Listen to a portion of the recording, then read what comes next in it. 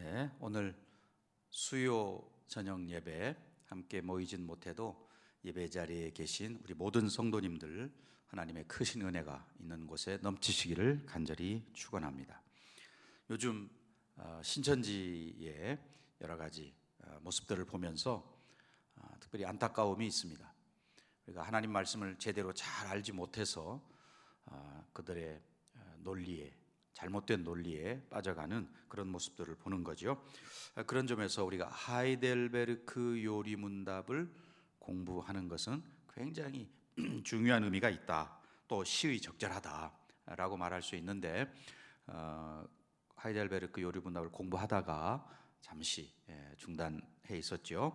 그동안에 우리는 제1문부터 11문까지를 공부해 왔었습니다. 다 기억하시는지 모르겠는데 그 1문부터 11문까지의 핵심은 죄와 그리고 우리의 비참함이라는 것입니다. 자, 제1문을 한번 보도록 하겠습니다. 살아서나 죽어서나 당신의 유일한 위로는 무엇입니까? 이렇게 묻고 대답은 좀 깁니다마는 살아서나 죽어서나 나는 나의 것이 아니요 몸도 영혼도 나의 신실한 구주 예수 그리스도의 것입니다. 그리스도께서는 그의 보혈로 나의 모든 죄값을 완전히 치르고 나를 마귀의 모든 권세에서 해방하셨습니다. 또한 하늘에 계신 나의 아버지의 뜻이 아니면 머리털 하나도 땅에 떨어지지 않도록 나를 보호하시며 참으로 모든 것이 합력하여 나의 모든 구원을 이루도록 하십니다. 그리함으로 그의 성령으로 그분은 나에게 영생을 확신시켜 주시고 이제부터는 마음을 다하여 즐거이 그리고 신속히 그를 위해 살도록 하십니다. 네, 이렇게 묻고 대답했습니다. 우리의 생사간의 유일한 위로는 내가 그리스도의 것입니다 라고 하는 거다. 내게 아니고 나는 그리스도의 것입니다. 이것이 우리의 유일한 위로가 된다라는 게 1문이고요. 2문은 이렇게 묻고 대답하지요. 이러한 위로 가운데 복된 인생으로 살고 죽기 위해서 당신은 무엇을 알아야 합니까? 이렇게 묻고요. 대답으로 다음에 세 부분을 알아야 합니다. 첫째, 나의 죄와 비참함이 얼마나 큰가. 둘째, 나의 모든 죄와 비참함으로부터 어떻게 구원을 받는가. 셋째, 그러한 구원을 주신 하나님께 어떻게 감사를 드려야 하는가를 알아야 합니다.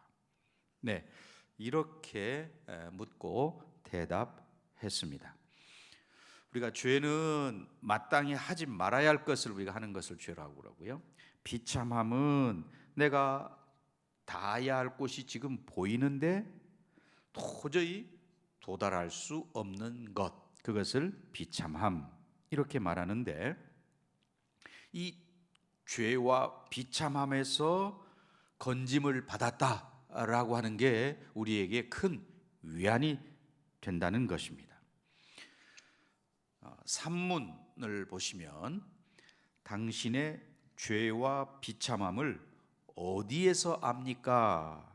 이렇게 묻고요. 대답은 간단하게 하나님의 율법에서 나의 죄와 비참함을 압니다. 대답을 했지요. 이어서 4문에 보면 하나님의 율법이 우리에게 요구하는 것은 무엇입니까? 답으로 그리스도는 마태복음 22장에서 이렇게 요약하여 가르치십니다. 내 마음을 다하고 목숨을 다하고 뜻을 다하여 주 너희 하나님을 사랑하라 하셨으니 이것이 크고 첫째 되는 계명이요 둘째는 그와 같으니 내 이웃을 내 몸과 같이 사랑하라 하셨으니 이 두 계명이 온 율법과 선지자의 강령이니라. 이렇게 대답을 했습니다. 그리고 이어서 5문에서는 당신은 이 모든 것을 온전히 지킬 수 있습니까? 대답은 아닙니다. 나에게는 본성적으로 하나님과 이웃을 미워하는 성향이 있습니다. 이렇게 대답을 했습니다. 자, 지금 계속해서 하이델베르크 요리 문답을 통해서 1문부터 지금 5문까지를 봤는데, 우리의 비참함이, 또 우리의 이런 비참한 상태의 원인이 어디에 있는지 하는 것들을 쭉 보았습니다. 자, 그러면 6문 잘 따라오시기 바랍니다. 6문. 그러면 하나님께서는 사람을 그렇게 악하고 패역한 상태로 창조하셨습니까? 이렇게 묻고요. 대답은 아닙니다. 하나님은 사람을 선하게, 또한 자신의 형상 곧 참된 의와 거룩함으로 창조하셨습니다. 이것은 사람으로 하여금 자신의 창조주 하나님을 바르게 알고 마음으로 사랑하며 영원한 복락 가운데서 그와 함께 살고 그리하여 그분께 찬양과 영광을 돌리기 위함입니다. 이렇게 대답을 했습니다. 하나님께서 인간을 애초에 어떻게 창조하셨는지 그걸 설명해 주는 게 6문이라고 할 수 있습니다. 하나님께서 저와 여러분을 선하게 창조하셨다. 또 아무렇게나 우리를 만드신 게 아니고 어떤 목적을 가지고 만드셨다. 이런 내용이죠. 자, 7문을 보도록 하겠습니다. 그렇다면 이렇게 타락한 사람의 본성은 어디에서 왔습니까? 하나님께서 우리를 창조하셨는데, 이 선하게 창조하셨는데 타락한 본성이 어디서 왔느냐? 답으로 우리의 시조 아담과 하와가 낙원에서 타락하고 불순종한 데서 왔습니다. 그때 사람의 본성이 심히 부패하여 우리는 모두 죄악 중에 잉태되고 출생합니다. 인간을 대표하는 아담과 하와가 하나님께 불순종했기 때문에 그 결과로 죄가 세상에 들어왔고 결국 사망이 모든 사람들에게 임하게 되었다라고 하는 것을 밝히고 있는 거죠. 자, 8문을 보도록 합니다. 그렇다면 우리는 그토록 부패하여 선은 조금도 행할 수 없으며 온갖 악만 행하는 성향을 지니고 있습니까? 이렇게 묻고요. 대답은 그렇습니다. 우리가 하나님의 성령으로 거듭나지 않는 한 참으로 그렇습니다. 라고 대답하죠. 모든 인간이 부패하였고 죄를 지어서 사망에 이르게 되었다. 그러니 우리에게는 사실 아무런 소망이 없다는 것이죠. 그런 상황에서 하나님의 성령으로 거듭나서 새 사람으로 살아가는 그러한 소망을 우리에게 주셨습니다. 이제 9문에서 11문까지 내용을 보면 제 9번째 9문에 보면 하나님께서 사람이 행할 수 없는 것을 그의 율법에서 요구하신다면 이것은 부당한 일이 아닙니까? 이렇게 묻고요. 아닙니다. 하나님은 사람이 행할 수 있도록 창조하셨으나 사람은 마귀의 꾀에 빠져 고의로 불순종하였고 그 결과 자기 자신뿐 아니라 그의 모든 후손도 하나님의 그러한 선물들을 상실하게 되었습니다. 라고 대답을 합니다. 도무지 율법을 지킬 수 없는 인간에게 왜 하나님은 여전히 율법을 지키라 명하시느냐라고 하는 것이죠. 하나님께서 처음에 사람을 지으실 때 율법을 지켜 행할 수 있는 능력을 주셨다라고 하는 거죠. 만일 그런 능력을 주시지 않고 우리에게 율법을 지켜라 라고 하셨다면 하나님이 오히려 불의한 분이 되는 거지요. 그런데 지킬 수 있는 능력을 우리에게 주시고 율법을 지키라 명령하셨기 때문에 하나님께 불의함이 있는 게 아니고 그것을 지키지 못한 저와 여러분 인간에게 있다는 사실입니다.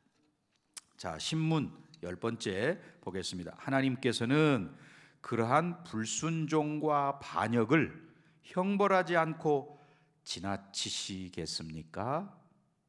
답은 결코 그렇지 않습니다. 하나님께서는 원죄와 자범죄 모두에 대해 심히 진노하셔서 그 죄들을 이 세상에서 그리고 영원히 의로운 심판으로 형벌하실 것입니다. 하나님께서는 누구든지 율법책에 기록된 대로 온갖 일을 항상 행하지 아니하는 자는 저주 아래 있는 자라고 선언하셨습니다. 네. 하나님은 반드시 죄를 벌하시는 하나님이시라는 거지요. 우리의 대표라고 할 수 있는 아담이 고의적으로 불순종함으로 하나님께서 우리에게 주신 율법을 지켜 행할 수 있는 그런 능력, 그것을 자기가 가지고 있음에도 불구하고 스스로 그것을 제거하고 말았다. 그러니 그 책임은 우리에게 있다라고 하는 것이죠. 하나님께 책임이 있지 않다, 그런 말을 분명히 하고 있습니다. 11문 보도록 합니다. 그러나 하나님은 또한 자비하신 분이 아닙니까? 답으로는 하나님은 참으로 자비하신 분이나 동시에 의로우신 분입니다. 죄는 하나님의 지극히 높으신 엄위를 거슬려 짓는 것이므로 하나님의 공의는 이 죄에 대해 최고의 형벌, 곧 몸과 영혼에 영원한 형벌을 내릴 것을 요구합니다 라고 대답합니다. 결국 하나님께서 공의의 심판을 하시는, 죄를 벌하시는 분, 또한 동시에 자비하신 하나님이시다 하는 것을 이야기하고 있습니다. 여기까지가 11문까지의 내용을 간략하게 살펴보았습니다. 오늘 본문 시편 49편 7절부터 8절의 말씀, 사람은 모든 재물을 주고도 자신을 구할 수 없다 라고 하는 그런 내용의 말씀이 7절의 말씀인데요, 이러한 배경이 우리에게 죽음이라는 것을 확실히 보여주는, 모든 인간을 똑같이 만들어주는 것, 예를 들어서 부자나 가난한 사람이나 또 힘 있는 자나 힘 없는 자나 모든 사람을 동등하게 만들어주는 것이 죽음이라고 할 수 있습니다. 그 죽음의 직면에서는 우리가 재산이 아무리 많아도 소용이 없는 것이죠. 그런 점에서 물질은 우리 삶을 영위하기 위한 수단인 것이죠. 물론 중요하지 않다 그런 말은 아닙니다. 그러나 죽음 앞에서는 그 물질이 우리의 삶을 보증할 수 없다 라고 하는 사실을 명확하게 알아야 되는, 이게 7절 말씀의 핵심인 것이죠. 또 8절 말씀에도 보면 그들의 생명을 속량하는 값이 너무 엄청나서 영원히 마련하지 못할 것임이니라 라고 말합니다.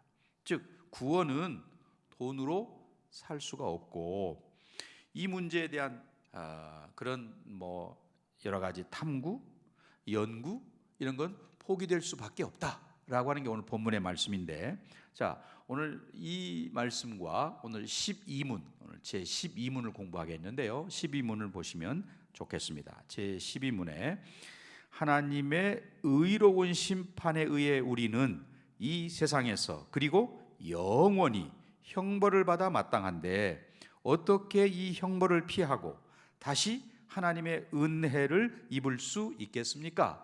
이렇게 묻고요, 대답은 하나님께서는 자신의 의가 만족되기를 원하십니다.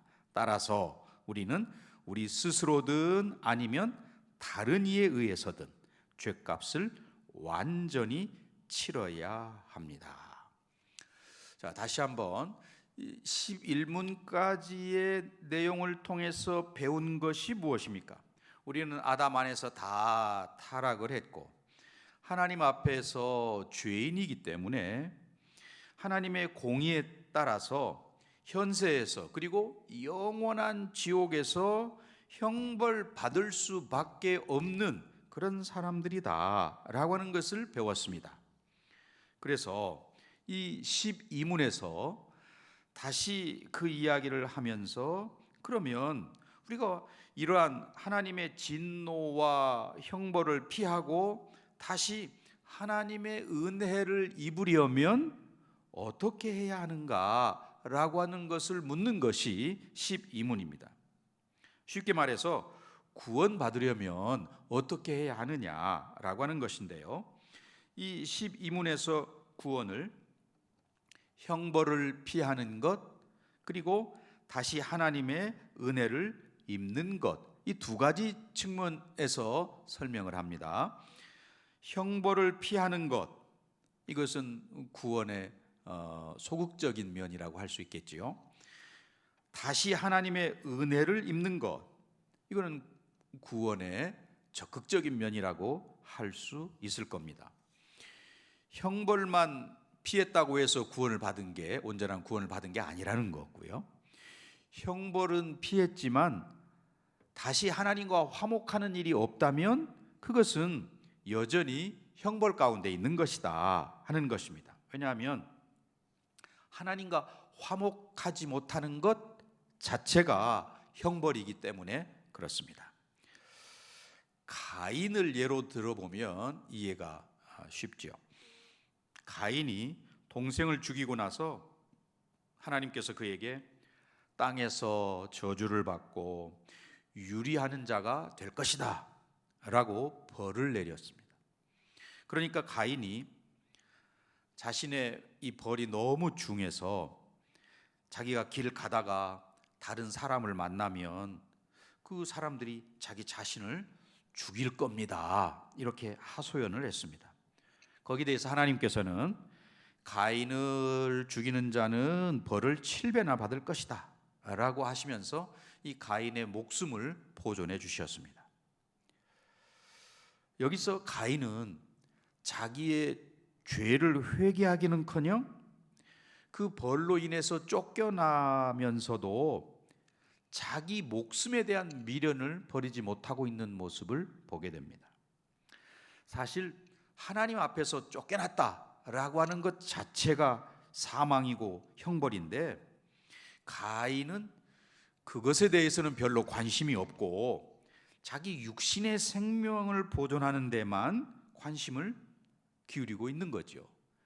이 모습은 참된 생명이 무엇인지를 모르는 그런 안타까운 모습이라고 할 수 있습니다.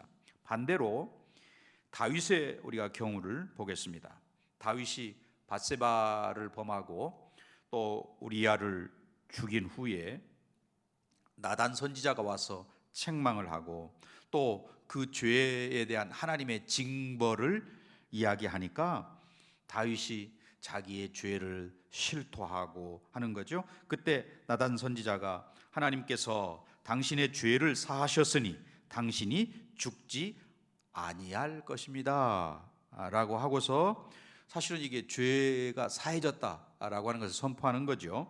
그러면 죄 용서받고 또 육체의 생명이 보존되니까 아이고 뭐 그것으로 됐다 이렇게 생각하지 않았던 거지요.